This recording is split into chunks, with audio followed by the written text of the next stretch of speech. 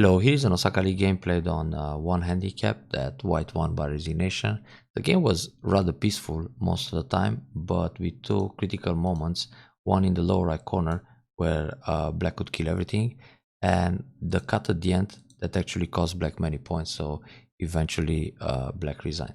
Let's check it out. So a parallel Fuseki, things are very simple so far. Nice idea to play the approach and then get the Shimari. This is very popular nowadays. Here white can think about the pincer already, like k4 or j3, in order to attack the weak stone, which is f3, and in the meantime take away the extension on the bottom, because for black it's quite nice to extend back to k4 and use the Shimari and set up a moyo. So black defends the top right, also very big. White extends back. Sun invasion, this is playable. Well, normally the outside approach, because white already has a stone at k16, but I think the AI likes a sun invasion here as well.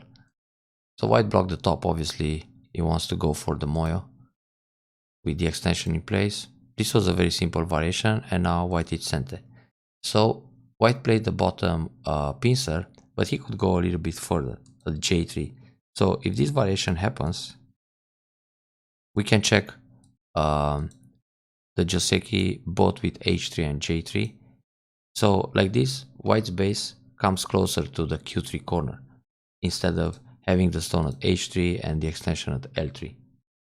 What I mean is that if you have the same Joseki with this move in place, so Tsuke, Hane, and the same kind of follow-up,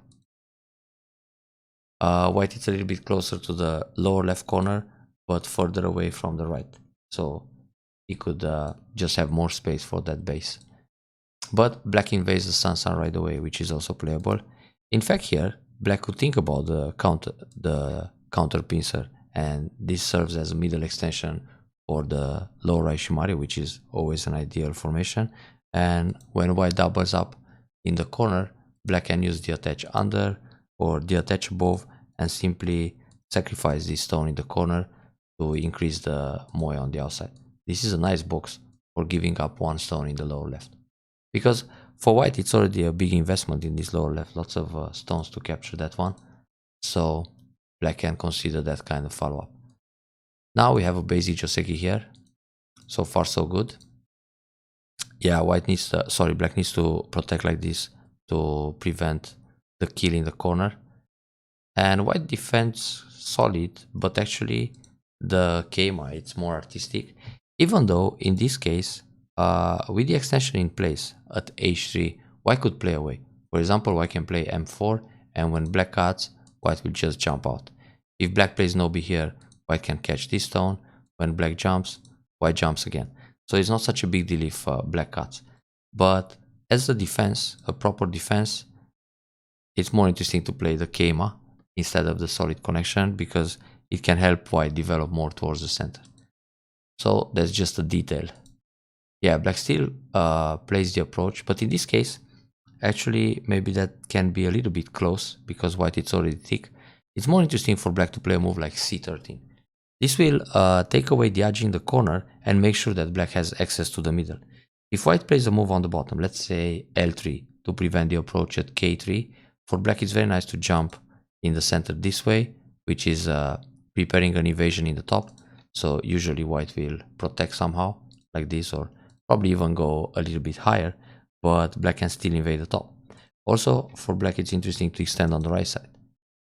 So normally when you have this Joseki with the b14 Keima on the left, it's quite urgent to play this Kosumi to get into the center as soon as possible in the early stage of the game. So we have the nice extension on the bottom. White comes in. Actually, for white it's interesting to approach at r8 to make sure he can limit the moy on the bottom.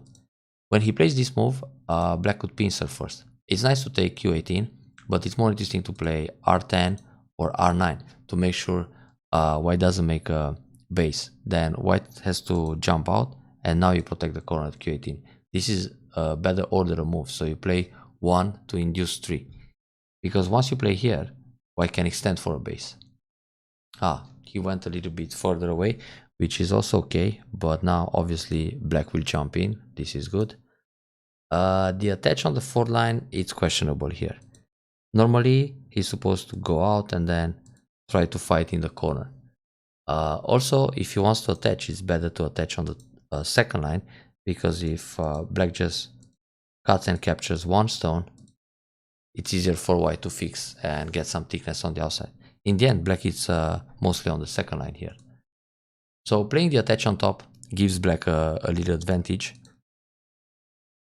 Because what happens here, if white wants to connect underneath, he needs to go Atari under and then play one more move to stay connected. But black becomes very thick capturing that stone. So it's nice to take a Ponuki that radiates a lot of power towards the center. It's going to be difficult for white to set up Moyos like it happened in the game. So once he comes out, black defends, and now R8 is hurt and separated. Then white should turn here, give up the stone, and capture the other guy in a net. This is a proper way to finish up the shape. Playing this Atari, it's a ladder that works for now, but later on, if black plays a move here, already the ladder can be broken. Anyway, very good to push from behind and increase the Moyo. So black comes in. That's a natural move after you play Q8 to invade M17. This is fine. But the connection underneath, it's a little bit slack, because white can push again, and connect on top. So in the end, black will be low on the 2nd line. In this case, when there are no other stones that threatens M17 directly, you can play Kosumi. And then when white tries to come out, try to catch everything. Another option is to play the attach on top. Or if you don't play anything, let's say you jump here to increase the bottom. When white attaches on top, then you go under and connect on the 2nd line. So going on the 2nd line directly shows that black is somewhat a little bit scared playing against a stronger player, or shows too much respect to the 2Q player. Guard us around if you can and make more points. Now here on this Hane, obviously white wants to cut B15 and cut again. So when white plays the Hane in the corner, you can actually go Kosumi. If white plays this move and tries to catch the stones, extend again. It's more interesting to get into the middle like that. But once this is played, you gotta play the variation, the basic one. Well, it's also possible to capture the top stone, but in this case, it feels pretty good for white to get this thickness on the left side. So yeah, you must capture the stone, Atari. You can play Atari from the outside to create some RG. When white connects, you just go out. If white captures this stone, you take the other one. If white protects this one, you take the one in the corner and it's still alive. But yeah, capture right away is good too. White plays the solid move, fine. But black doesn't have to capture that guy. That's too small. I mean, right now you're Sente, and the concern is how to reduce the Moyo on the left. So for example, you jump here, or you play this kind of Keima to increase the bottom and reduce the left. Or you find ways to jump in the middle by stressing this group. That's too painful. White needs to play at least the bump. And then once you attack this group, you have stones that reduce the left side. If white connects D18, it's not Sente against the corner. The corner is already alive. So you get to play another move somewhere else, and when he Hane, even this move black can ignore, but simply go down to stay alive. And if you ignore, it's still a ko. I mean, if you jump again here to reduce the left and white Atari, you don't have to connect and die. You can block and fight the ko. So you can ignore like 3 moves in the corner and still live with a ko. Therefore, it was really small to capture this stone right now. This is a big endgame move, but a very small Fuseki move. It's true that it creates the clamp at F18, so white can play here and get rid of it, but for white it's not interesting. White can push here once, then turn in the center to try to activate the RG of that stone, then play some reducing move like this or a cap to get into the bottom side, and just increase the center. So all of a sudden, if white is working the box here, it can win big. Yeah, he played the Tsuke. That's doesn't increase the left side so much. Besides, yeah, black got Sente. Well, the clamp was played. Actually here, white can connect, and when black connects underneath, white doesn't have to turn. I mean, he can, but it's not necessary Sente. It's more interesting to play Keima like this, which threatens the cut.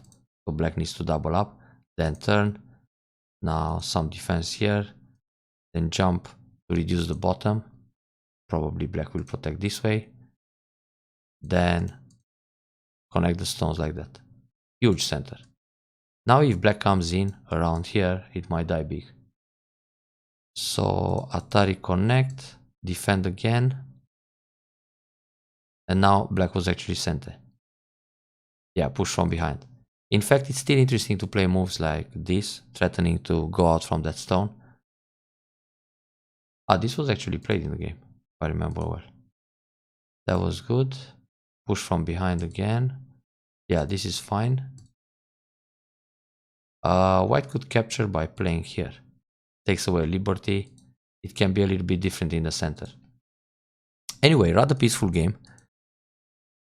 Both white and black are building large territories here, so there's a lot to count. Okay, black managed to reduce. Good turn first, then push again. Then Kosumi. Push one more. Then you gotta come from the bottom side, which actually happened. Oh, that was a nice catch. Normally here, white can hane right away. It's not such a big deal if black jumps again and then white blocks. So hane, and then a trade. Very good. Yeah, if white plays this Atari, everything dies inside. So white needs to catch 2 stones as compensation. So this was good, to capture these 2 guys and a lot of surrounding territory for losing 2 stones. Okay, all that in center. This game is also very big. Increases black and reduces white. This is good too. Actually for black, just to block here, it's nice. Because after this you have a follow-up in center. But that's okay.